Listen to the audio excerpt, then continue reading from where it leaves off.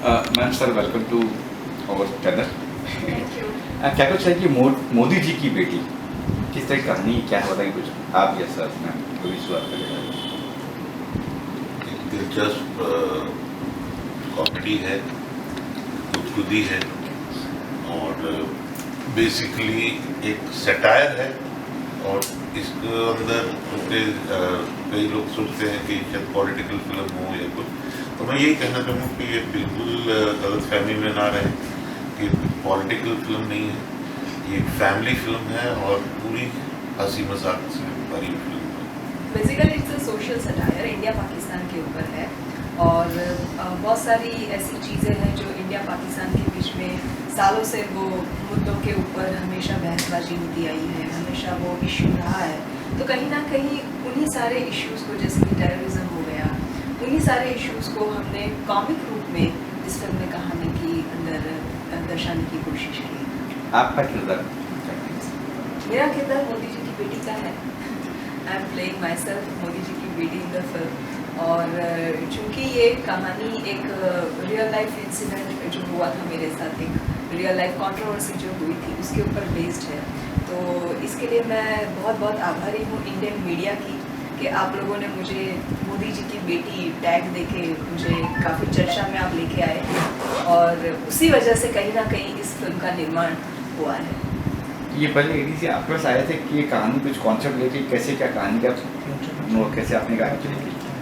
देखिए, टाइटल जो है हमारी फिल्म का वो तो हमको मीडिया ने ही दे दिया, तो thank you to the media.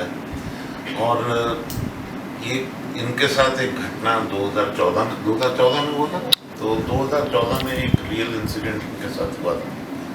और उन दिनों में मैं साउथ में हैदराबाद में काम करता था, तो एक दिन ऐसे आदमी का फ़ोन आया और इन्होंने मेरे को कहा आपके ऐसा ऐसा इनके दिमाग में थॉट आया है, और इन्होंने मुझे एक छोटी सी फ़ोन पे ही नरेशन दिया। वो इतनी खूबसूरती से वो नरेशन दी गई मुझे कि मुझे एकदम लगा कि ये कहानी जो है वाकई में हम लोग सब इग्नोर करते हैं, बेहतरीन फिल्में लोग बनाते हैं, लेकिन इस टाइप का सब्जेक्ट पे कभी किसी ने सोचा क्यों नहीं।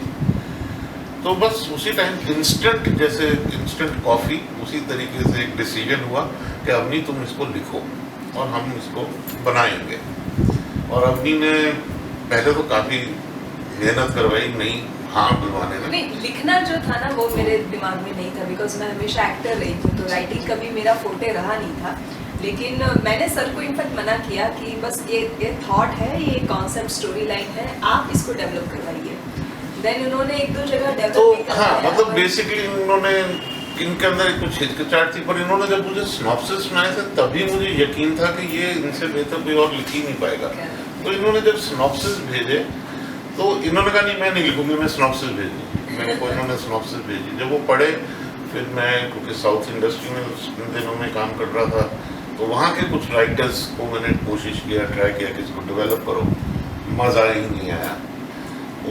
उन्हीं दिनों में अपनी भी हैदराबाद आई, मैंने उनको फिर कहना कि लिखो, खुद ही लिखते हैं। फिर अपनी ने उन साउथ के राइटर्स को देखा तो खुद भी माना कि नहीं। फिर इनका ही सुझाव था कि बॉम्बे में ट्राई करते हैं, बॉम्बे के राइटर्स के साथ।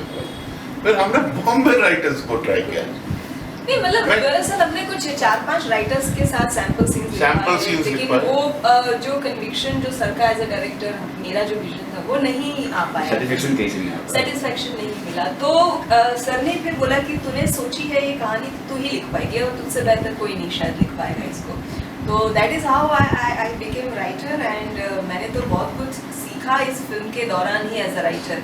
बहुत सारे ऑनलाइन वर्कशॉप्स अटेंड किए मैंने, और स्क्रीन राइटिंग कैसे। माशाल्लाह मैंने इस कहानी को डायरेक्ट किया है, इसलिए नहीं बोल रहा हूँ, लेकिन आप जब फिल्म देखेंगे आप लोगों को खुद महसूस होगा कि हर डायलॉग में एक फ्रेशनेस दिखेगी। It is a total fresh approach in the Indian Bollywood cinema, that is for sure.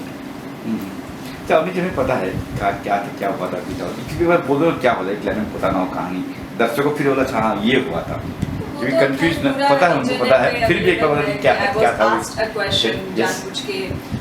वैसे आप लोग जो ऑफ कैमरा जो मजाक करते रहते हैं ना इंटरव्यू के दौरान, ये उसी चीज़ से ये पैदा हुआ है कि ऐसे किसी ने मजाक में या वो टीज करने के वो आइडिया से मुझे पूछा था कि भाई आप गुजराती है, मोदी है, तो कहीं आप मोदी जी की कोई रिश्तेदार है क्या, या कल उठ के हमें पता चला उनकी बेटी निकली, ऐसा सवाल पूछा। एंड बस ऐसे ही जैसे सर हंस रहे वैसे उन्होंने एक मजाक किया मेरे साथ, तो मैंने भी उसी टोन में उनको जवाब दिया कि भाई मैं तो मोदी जी की बेटी तो हुई, मैं, मेरा नाम है अवनी मोदी, तो मैं रियल लाइफ में मोदी जी की बेटी ही हूँ। और रहा प्रधानमंत्री मोदी जी का सवाल, तो उनके लिए तो देश की हर बेटी उनकी बेटी होता है, ये मेरा जवाब था।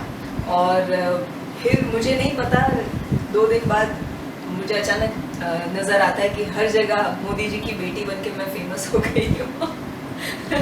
सो that is how I became the Modi ji की बेटी। अच्छा, ये एक यहाँ पे दिख रहा है बुरखा होती है मोदी जी की बेटी, बुरखा, ये बताइए कुछ इसके बारे में। इसको एक्चुअली थोड़ा आप इंतजार करेंगे ट्रेलर लॉन्च का तो आपको ज़्यादा इसके बारे में चीज़ें पता चलेगी, but basically it's a character in the film, ये फिल्म की कहानी से जुड़ा हुआ है। तो मोदी जी की बेटी कौन है, कैसे बनती है, बुरखा क्यों पहना है, बुरखा पहन के वो कहाँ जाती है, क्या हो रहा है, वो पूरी कहानी जो है ना उसका। But this is a character and this is not a Muslim character. ये क्योंकि लोग आजकल हिंदुत्व की बात करते हैं, मुझे लग रहा था मुस्लिम बुरखा पहना हुआ। हम रिलीजियस बात नहीं कर रहे हैं, हम इसके अंदर देश की बात कर रहे हैं, भारत की बात कर रहे हैं। इस पे एक चीज मैं कहना जरूर चाहूंगा सबको कि एक लड़की को उसका धर्म कुछ भी हो वो बुर्का पहन सकती है, ठीक वैसे ही जैसे एक हिंदू हीरो मस्जिद के बाहर या कहीं भी जाके आदाब कर सकता है, तो एक हिंदू लड़की नमस्ते क्यों नहीं कर सकती, बुर्का भी पहन क्यों नहीं सकती। But it has things related with our film, तो मैं यही कहूँगी कि फिल्म के अंदर इसके सारे सवालों के जवाब खुलासा फिल्म देखने पे ही होगा। शूटिंग कहाँ हुई, बताइए शूटिंग। टोटल फिल्म जो है हम लोगों ने हिमाचल में शूट किया, very lovely views and scenic locations, और एक नया हिमाचल दिखेगा, अनएक्सप्लॉयटेड लोकेशंस थी ये, बहुत डिफिकल्ट ट्रेन्स में जाके शूट किया गया। एंड हिमाचल को हमने पीओके दिखाया है, पाकिस्तान और कश्मीर कश्मीर, क्योंकि हमारी कहानी जो है वो पीओके के अंदर ही है पूरी सेट। मुझे कोई ऐसी बात है जो सेट पे कुछ हुआ, कोई घटना, कोई ऐसी कुछ रिमेम्बर याद हो? बहुत सारी चीज़ें ऐसी हुई। पहले तो हम लोग पहाड़ों में शूट करना बहुत डिफिकल्ट है, इतना हमें लगता है इतने खूबसूरत पहाड़ स्क्रीन पे दिखते हैं, शूट करना टफ होता है वहाँ पे वादियों में। तो हमको पहले ही दिन लैंडस्लाइड फेस करना पड़ा और तकरीबन 24 घंटे हम लोग स्टक थे कार के अंदर। हम लोग ना उस तरफ जा पा रहे ना उस तरफ से ट्रैफिक यहाँ पर आ पा रहा है, एक तरफ खाई एक तरफ पहाड़, और हमारी पूरी टीम जो है वो गाड़ी के अंदर।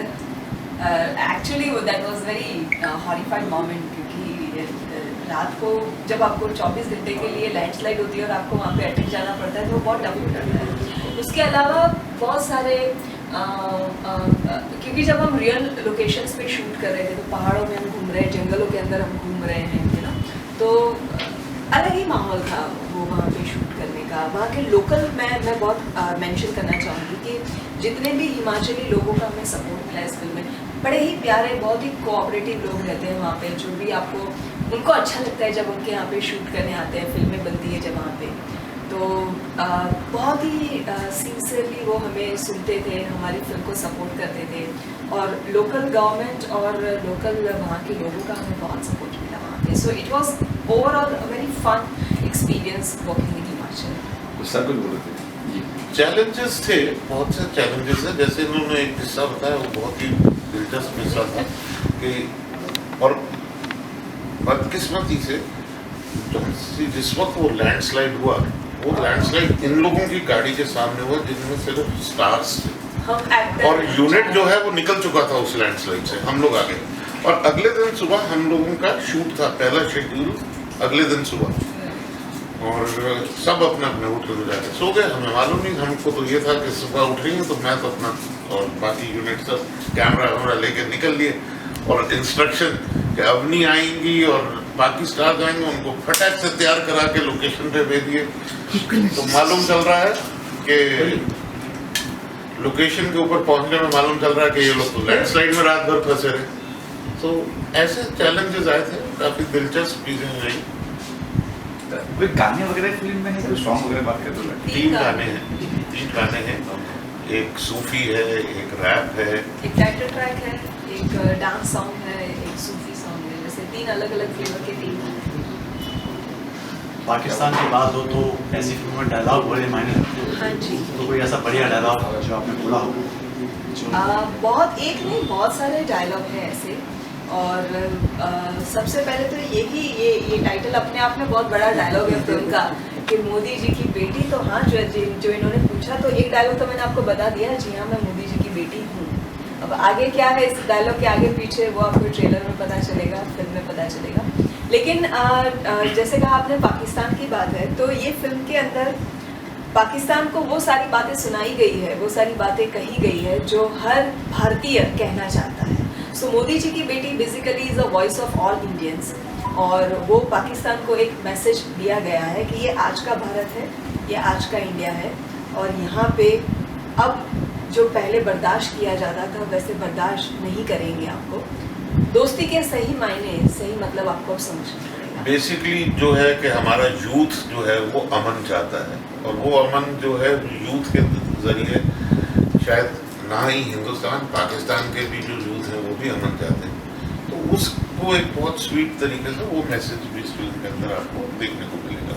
तो अमित जी, अब एक्टिंग तो ही अपनी राइटर भी बन चुकी है, तो आप नेक्स्ट भी प्लान चलेगा कि राइटिंग वगैरह? यस, मैंने कुछ और फिल्म्स लिखी है, डेवलप किए हैं बहुत सारे स्क्रिप्ट्स, तो उनके ऊपर भी काम चालू है। बहुत जल्द उनको भी फिल्म बनाने की कोशिश हम लोग कर रहे हैं। वो भी आपकी रियल लाइफ से कहीं? नहीं, सारी तो सर इतनी तो जिंदगी मैंने जी भी नहीं है कि सारी फिल्में रियल लाइफ से इंस्पायर्ड हो, लेकिन फिक्शन कहानियाँ हैं बहुत सारी। हम लोगों की एक प्रोडक्शन हाउस है जो एक रहे हैं, और हमारे साथ पार्टनर्स हैं हमारी फिल्म के अंदर। शायद उनके साथ बहुत जल्द एक अच्छी खबर आपको दें, आने वाले कुछ ही दिनों में शायद एक नई फिल्म अनाउंस करेंगे। उसमें 2-3 प्रोड्यूसर सर, कितने प्रोड्यूसर हैं फिल्म के? 3 प्रोड्यूसर, नाम प्रोड्यूसर्स बताइए। हैं जी। अर्पित गर्ग, अवनी मोदी, एडी सिंह। तो क्या प्लान है, कब तक, जैसे देख रहे हैं 14 अक्टूबर है, क्या प्लान है, कब तक रिलीज 14 अक्टूबर कर रहे हैं, आप कब कर रहे हैं? 14 अक्टूबर इज रिलीज। और रिलीज डेट कुछ थिएटर कितने करेंगे, कुछ प्लान? तो बहुत सारी चीजें जो है वो अभी अंडर वर्किंग प्लानिंग में है बहुत सी ऐसी, क्योंकि अभी ये तो देखिए क्या होता है कि आप भी जानते हैं कि सब डिस्ट्रीब्यूटर्स के साथ बैठना है, अभी करना है, और ये तो लास्ट 10 डेज के अंदर ही फाइनलाइज होते हैं और ना। जो नाम है मोदी हाँ जी जी, जी, प्लान है कुछ उनको भी दिखाने वगैरह कुछ अच्छा? हम कोशिश पूरी करेंगे कि सरकार, हमें प्रधानमंत्री जी का टाइम मिला तो उनके आशीर्वाद इस फिल्म को मिले। लेकिन आप भी जानते हैं कि इतनी जिम्मेदारियां इनके ऊपर और इतनी व्यस्तता रहती है उनकी, तो हम कोशिश पूरी करेंगे। बेटी अगर कहे तो तो मैं तो चाहूँगी कि आप भी हमें सपोर्ट कीजिए, क्योंकि मीडिया के थ्रू अगर कोई बात कही जाए तो जल्दी पहुँचती है। तो आप भी हमारे साथ जुड़िए और कोशिश कीजिए, हम सब मिलकर दिखाते हैं मोदी जी को। जी सर, कुछ कहेगा? नहीं, हमें बहुत खुशी होगी अगर ये फिल्म देखना चाहें, जितने ज़्यादा जने देखना चाहें जो इस फिल्म को एक एंगल से देखना चाहते हैं, और अगर पीएम साहब खुद इसको देखें तो इससे अच्छी बात ही नहीं हो सकती। बिल्कुल, वो हमारा सौभाग्य होगा कि हमें उनका समय मिलेगा इस फिल्म को दिखाने के लिए। तो आखिर में क्या कुछ कहेंगे दर्शकों से? 14 अक्टूबर को आइए, फिल्म देखिए, इसका मजा लीजिए, और 100%, क्योंकि हमारे यहाँ ना एक हम लोगों ने कभी बहुत टाइम से ट्रेंड बना दिया बॉलीवुड में कि बड़ी फिल्में, बड़े स्टार्स, बड़ा कुछ, और एज अ फिल्म मेकर मेरा जो कहना है, आई बिलीव इन एंटरटेनमेंट। तो अगर हम लोग एंटरटेनमेंट की बात कर रहे हैं और आप एंटरटेनमेंट चाहते हैं, क्योंकि आज इंसान की जिंदगी में ना बहुत से तनाव आते हैं, हो जाते हैं, तो क्या मैं आज थिएटर में जाके वही तनाव लेके वापस आना चाहता हूँ? तो मेरे कोशिश रही है कि ये फिल्म से भरपूर एंटरटेनमेंट मिले, गुदगुदी मिले, हंसी मिले, एंड पीपल जो है वापस आके, जैसे हम कहते हैं ना बम्बई में, पैसा वसूल, वो होना चाहिए। ये छोटा पैकेज बड़ा धमाका है, तो मोदी जी की बेटी सिनेमाघरों में 14 अक्टूबर को दहाड़ने के लिए तैयार है, और हम चाहेंगे कि सभी कोई इस फिल्म के विजिट धमाका करने को तैयार है। Thank you sir, thank you ma'am. Thank you so much.